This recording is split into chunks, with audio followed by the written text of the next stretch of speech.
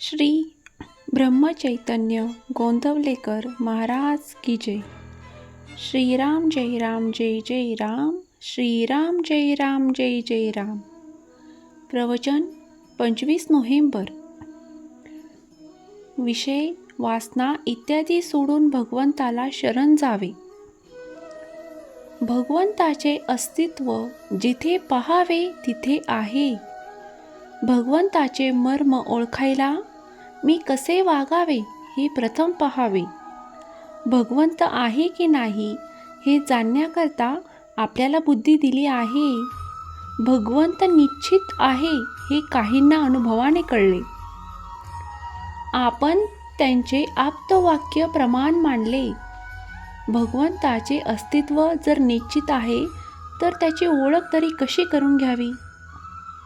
बीजगणितामध्ये उदाहरण सोडविताना एक अज्ञात क्ष घ्यावा लागतो. उदाहरणाचे उत्तर येईपर्यंत त्या क्षची खरी किंमत काय आहे हे आपल्याला कळत नाही, पण तो घेतल्याशिवाय चालत नाही.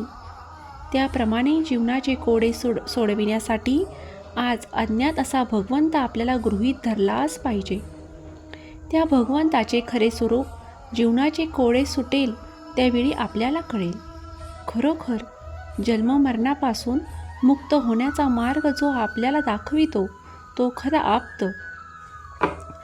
भगवंताला सर्वाधिक असे काय आवडते हे संतांनी सांगून टाकले.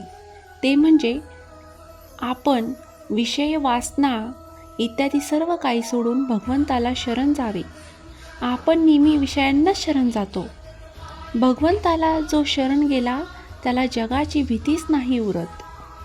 सर्व चमत्कार करता येतात, पण भगवंताला शरण जाणे फार कठीण आहे बरं का. आपण जिना चढतो ते जिण्यासाठी नसून वरच्या मजल्यावर जाण्यासाठी असते. वरच्या मजल्यावर जाणे हे साध्य असून जिना हे त्याचे साधन आहे. त्याचप्रमाणे तीर्थयात्रा, व्रते, नेमधर्म ही साधने असून परमेश्वर प्राप्ती हे आपले साध्य आहे. पण परमेश्वर प्राप्ती बाजूलाच राहिली आणि आपण साधनालाच घट्ट धरून बसलो आहे. याला काय करावे. मूळ भगवंत हा निर्गुण, निराकार आणि अव्यक्त आहे, पण मनुष्य त्याला आपल्या कल्पनेमध्ये आणतो. आपल्या ठिकाणी असणारे गुण पूर्णत्वाने त्या भगवंताच्या ठिकाणी आहेत अशी आपण कल्पना करतो. याचा अर्थ असा की आपण प्रथम भगवंताला जडामध्ये पाहतो आणि मग त्याच्या नामाकडे जातो. भगवंताने केलेली ही सृष्टी आहे तशी सर्व जरूर आहे. तिच्यामध्ये बदल करायलाच नको. बदल तर आपल्यामध्ये करायला हवा. आपले सगळे जीवन जर भगवंताच्या हातामध्ये आहे तर मग जीवनातल्या सर्व घडामोडी त्याच्याच हातात आहे यात शंका कोणती. झाडाच्या मुळांना पाणी घातले की त्याच्या सर्व भागांना ते पोहोचते.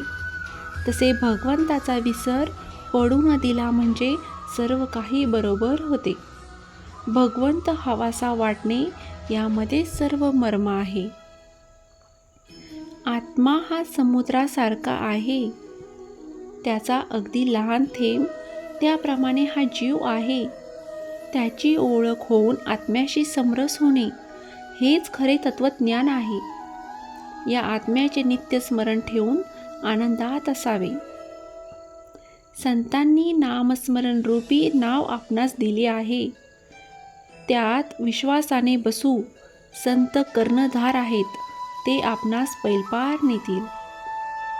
श्रीराम जय राम जय जय राम. श्रीराम जय राम जय जय राम. श्री ब्रह्मचैतन्य गोंदवलेकर महाराज की जय.